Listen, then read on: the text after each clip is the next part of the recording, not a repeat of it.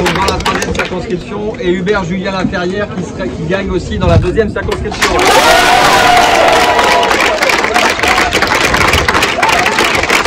J'ai une grande reconnaissance pour toutes les personnes qui ont porté ce collectif, parce qu'on le sait, les campagnes c'est avant tout une affaire du collectif, et je ferai mon mieux pour m'en montrer digne pendant les 5 ans qui nous attendent sur les bancs d'ensemble.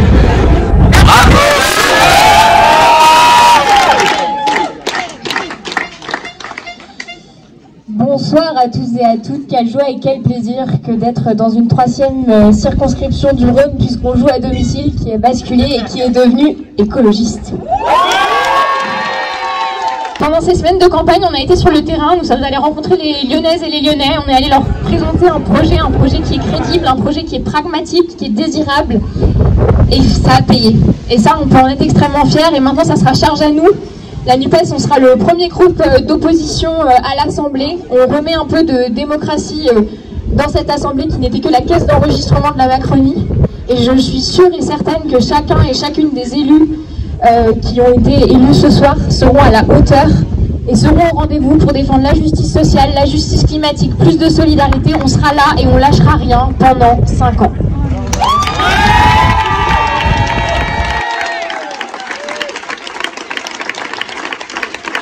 Ça ne va pas être le chaos, comme a essayé de le dire le pouvoir pour essayer de mobiliser. Le fait que le gouvernement actuel n'ait pas la majorité absolue à l'Assemblée, au contraire, ça va permettre de redonner du pouvoir au Parlement qui a été trop méprisé pendant 5 ans. Vous voyez, j'ai souvenir, moi, en tant que député sortant, de voir le président de la République annoncer à la télévision des choses en disant on va faire ci, on va faire ça, alors que ça demande une loi, parce qu'il savait tout simplement qu'il avait une majorité absolue pour voter cela le lendemain ou le surlendemain. Eh bien, cela ne peut plus arriver et c'est une bonne nouvelle pour la démocratie. On ne s'attendait pas à un tel résultat pour le Rassemblement national. Je crois qu'il va avoir peut-être plus de 80 députés. C'est évidemment le point noir de cette soirée. Et ça veut dire tout simplement qu'aujourd'hui la France est fracturée. Le pouvoir, Emmanuel Macron, a fracturé la France alors qu'il avait promis de la réparer. Et on voit le résultat dans les scores du Rassemblement national. Donc il faut effectivement, pendant ces 5 années, qu'on réduise les inégalités entre les territoires, qu'on redonne confiance à ces Françaises et ces Français qui se sentent tout simplement oubliés de la République. C'est un scrutin national avec une défaite et un déshonneur pour Emmanuel Macron. Défaite puisqu'il perd la moitié des députés marcheurs, et déshonneur parce qu'en refusant de faire campagne, il a fait monter l'abstention et en ne donnant aucune consigne entre les 2 tours clairs sur le vote Rassemblement national, en considérant que Marine Le Pen ou une élue écologiste ou de gauche, c'était finalement la même chose. Il a fait monter le Front National qui va finir avec 80-90 députés. C'est extrêmement grave. Je pense qu'aucun de nous n'avait envisagé qu'il y ait 90 députés Rassemblement national. Ça montre qu'il faut continuer le combat, ça montre qu'il faut qu'on soit une véritable force d'opposition à Emmanuel Macron et qu'on ne laisse pas la parole au Rassemblement national et à ses idées. Les candidats n'ont pas réussi à convaincre et de façon globale les responsables politiques n'ont pas réussi à convaincre de l'importance d'aller voter avec plus de 70% d'abstention, c'est la moyenne des villes de banlieue. Et puis une très grande inquiétude avec le score du Front National et le nombre de députés de son groupe, de cette formation qui rentre à l'Assemblée nationale, montrant désormais que dans les duels, le Front républicain ne fonctionne plus, est totalement fissuré.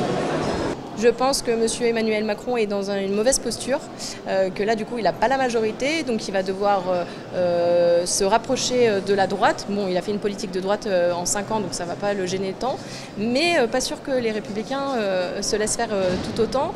Et malheureusement, il peut aussi aller même vers l'extrême droite. On a vu avec la loi Asile et Migration portée par M. Collomb. Voilà, il y a des choses qui vont se passer, ça va être dur, sachant que derrière, il y aurait 129, 130, 140 députés de la nouvelle Union populaire écologique et sociale qui, pour le coup, vont se battre contre ce gouvernement. Donc ça va être du feu de Dieu ces prochains mois et ces prochaines années. Participer à cette grande force, la plus grande à l'Assemblée nationale, capable de porter une alternative aux macronistes.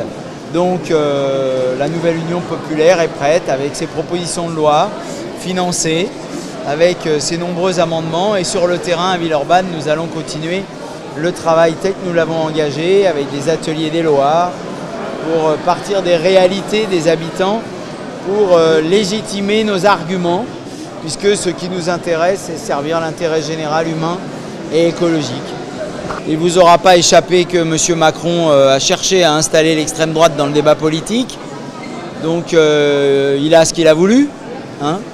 Il n'a non seulement pas de majorité parce qu'il a voulu enjamber la démocratie, mais il a gonflé, surjoué le risque de l'extrême droite et ainsi créé, il a légitimé une force politique anti-républicaine qui porte un discours de haine et de division quand nous pouvons fédérer autour de l'écologie politique, de la République, c'est-à-dire de ses services publics, du partage des richesses à l'heure où le pays n'a jamais été aussi riche de son histoire.